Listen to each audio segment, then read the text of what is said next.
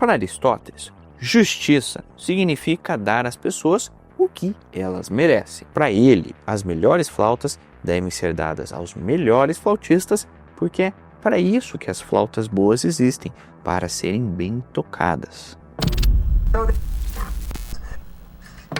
Nessa série sobre justiça, a gente vem falando sobre como a desigualdade econômica é parte do nosso cotidiano, parte da maioria das discussões políticas. Algumas pessoas consideram desigualdades injustas e são favoráveis a, por exemplo, a taxação de ricos para ajudar pobres, enquanto outras discordam. Dizem que não tem nada de injusto na desigualdade econômica, desde que não resulte da força de fraude às escolhas feitas numa economia de mercado. Aqui a gente vem tentando responder qual desses dois argumentos, qual desses dois pontos de vista tem razão. Entre as várias abordagens que a gente vem trazendo para vocês, hoje quem tenta responder essa pergunta é Aristóteles. Na filosofia política de Aristóteles, a justiça dele é baseada em duas grandes concepções.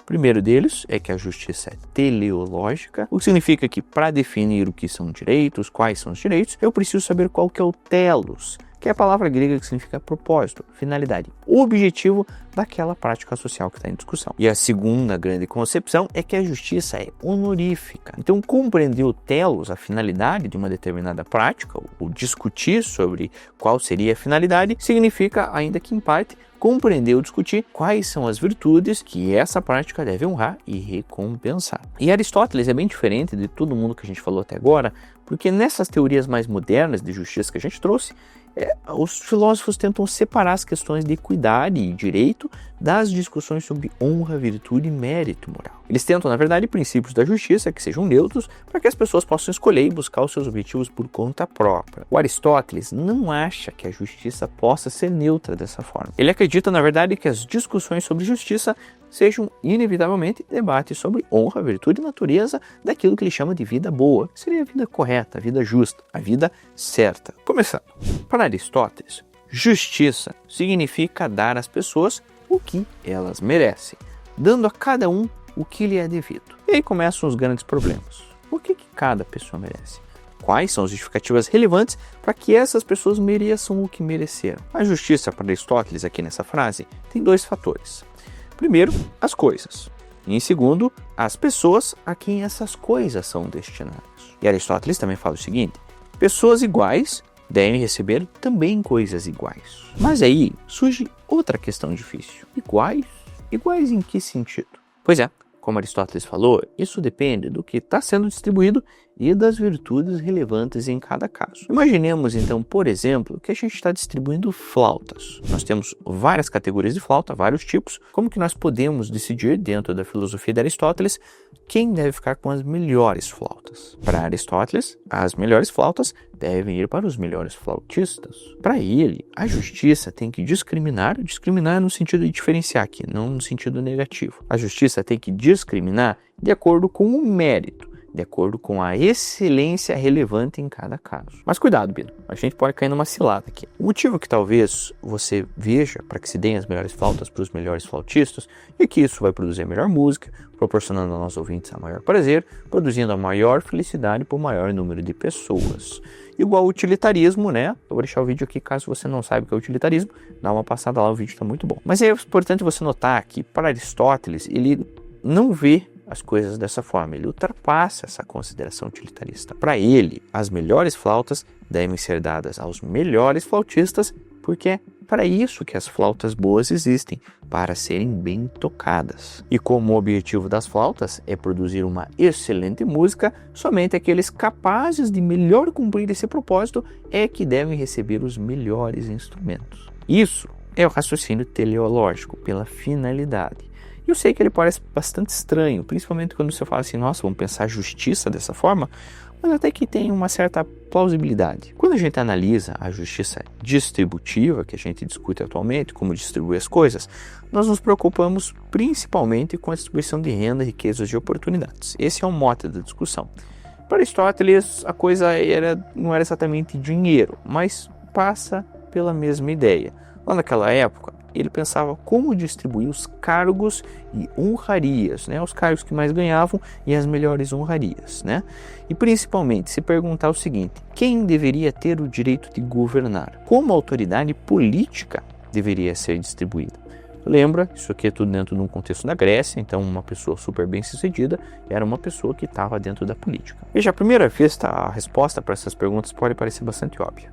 A distribuição, né, das honrarias e cargos políticos deve ser bem equânime, né, igual voto. Um indivíduo, um voto. Excelente. Qualquer outra alternativa seria discriminatória. De novo aqui, agora só que discriminatória no sentido negativo. Mas o Aristóteles adverte que todas as teorias da justiça distributiva acabam discriminando, de uma forma ou de outra. A grande questão seria discutir não se tem que discriminar ou não discriminar, mas quais as formas de discriminações são mais justas para que as coisas sejam distribuídas. E de novo, a resposta depende do propósito da atividade em questão, depende do telos. Então, antes que a gente consiga definir como que as coisas, os direitos e a autoridade política devem ser distribuída, a gente tem que dar um passo para trás e se questionar qual que é o propósito, qual que é o telos da política. E se você parar para pensar um pouco, você talvez chegue na conclusão que, nossa, é impossível responder essa pergunta. Afinal, comunidades políticas distintas, né, diferentes, preocupam-se com questões também distintas. Uma coisa é discutir o propósito de uma flauta, onde o propósito é mais ou menos circunscrito, né?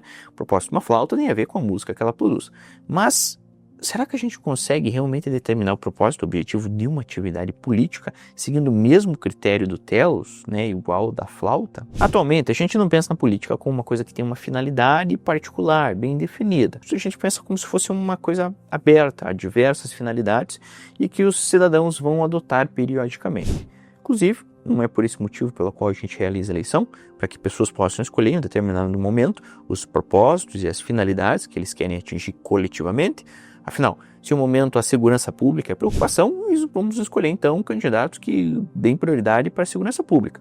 Se outro momento é economia, escolhe os candidatos que têm prioridade para a economia. Então essa ideia de atribuir por antecipação qualquer propósito, qualquer finalidade, o telos da comunidade política, seria na verdade privar o cidadão do direito de decidir por si mesmo qual será a finalidade, qual será o objetivo. E junto desse balaio, nós temos ainda também o risco de impor valores que nem todo mundo compartilha. A nossa relutância em atribuir à política um determinado telos, uma determinada finalidade, mostra uma preocupação também com a liberdade individual. Porque nós vemos na política como, na verdade, um procedimento que permite as pessoas escolherem as suas finalidades por conta própria.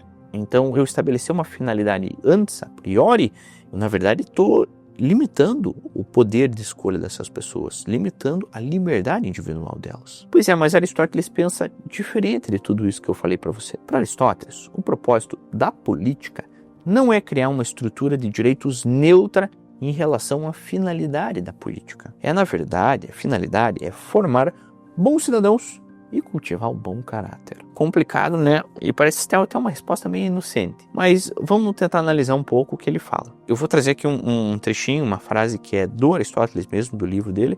Só que é importante o seguinte, eu preciso explicar para vocês o que é polis.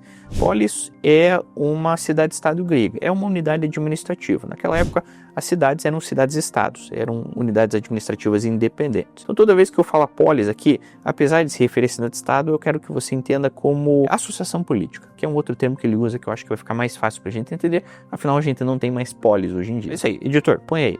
O texto é o seguinte: qualquer polis que mereça ser assim chamada deve dedicar-se ao propósito de promover a bondade. Caso contrário, uma associação política reduzir-se-á a uma mera aliança. Caso contrário, também, a lei será transformada em um mero pacto, uma garantia dos direitos dos homens contra os seus semelhantes, em vez de ser, como deveria, uma regra da vida para tornar seus membros bons e justos. Então aqui você consegue extrair que para Aristóteles a política tem um significado mais elevado, que é de cultivar a virtude dos seus cidadãos, aprender a viver uma vida boa. O propósito da política, então, é permitir que as pessoas desenvolvam as suas capacidades, as suas virtudes humanas peculiares que fazem eles diferentes dos outros animais, que é deliberar sobre o bem comum, desenvolver um julgamento prático, participar da autodeterminação do grupo, cuidar do destino da comunidade como um todo, coisas assim, compreende? Tá, eu entendi. Se a comunidade política então existe para promover a vida boa, como é que isso se liga exatamente com a ideia de distribuição, de cargos, honrarias, da distribuição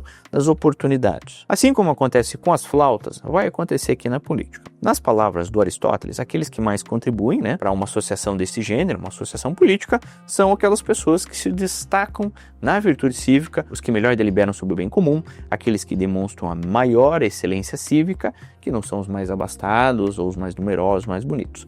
As pessoas que têm essas características cívicas são as que merecem a maior parte do reconhecimento da influência política. E o motivo pelo qual pessoas devem ocupar os mais altos cargos políticos e receber as maiores honrarias aqui, é importante delimitar isso aqui. Não é só porque elas vão implantar políticas sábias, tornando a vida dos outros melhor. Trata também do fato de que a comunidade política também existe para honrar e recompensar a virtude cívica. Então, a pessoa que vai receber os maiores cargos é a pessoa que tem as melhores virtudes cívicas. E, ao mesmo tempo, essa pessoa que tem as melhores virtudes cívicas vai receber os melhores cargos como um reconhecimento público do mérito daqueles que demonstram a excelência cívica. Segundo Aristóteles, a associação política também tem que reconhecer publicamente o mérito daqueles que demonstram essa excelência cívica. Aqui nós vemos o papel educativo de uma boa cidade, mostrando que aqueles que têm determinadas virtudes serão os mais bem recompensados. Aqui a gente vê aquele aspecto teleológico e o aspecto honorífico da justiça, que a gente comentou no começo do vídeo, caminhando juntos. Mas ele está certo em dizer que a política existe para promover a vida boa?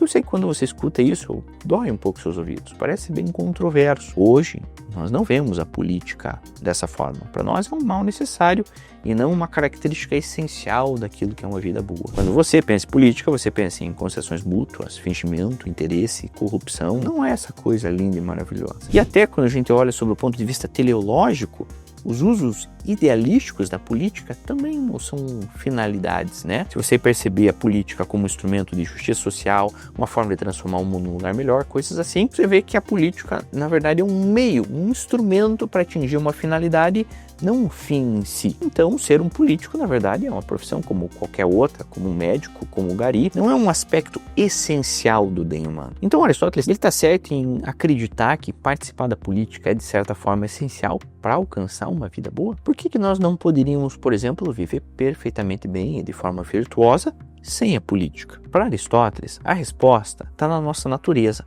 na nossa finalidade, o nosso telos. Para Aristóteles, os seres humanos, diferente dos outros animais, possuem a faculdade da linguagem. Outros bichinhos produzem sons, e sons podem indicar prazer, podem indicar dor, mas a linguagem, a capacidade essencialmente humana, não registra só dor e prazer. Ele também expressa o que é justo, o que é injusto, distingue o certo do errado. A gente não capta coisas silenciosamente para depois de captar atribuir palavras. A linguagem, na verdade, é um meio pelo qual nós discernimos e deliberamos sobre o bem, seja individual, seja coletivo. E quando a gente está isolado, está longe da política, a gente não consegue desenvolver essa nossa capacidade de linguagem e de deliberação moral. E além disso, uma parte importante da filosofia aristotélica é que essa vida moral, essa vida boa, tem a felicidade como seu objetivo. Mas aqui, a felicidade não é como dos utilitaristas, maximizando o peso do prazer em detrimento da dor.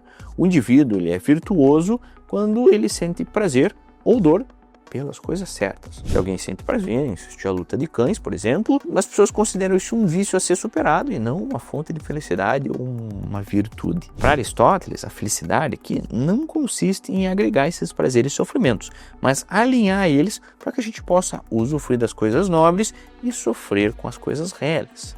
A felicidade não é um estado de espírito que sobe e desce, é uma maneira de ser, uma prática, um hábito, e esse hábito só se pratica por meio da política. E por que eu preciso viver numa associação política para que a vida seja virtuosa? Por que eu não posso aprender sólidos princípios morais em casa, numa aula de filosofia, lendo um livro sobre ética, para então, numa situação que seja necessário, eu aplicar esses princípios que eu aprendi? Então, para Aristóteles, é porque a vida moral é resultado do hábito. E esse é o tipo de coisa que você só aprende com a prática. É mais ou menos como a lógica da flauta.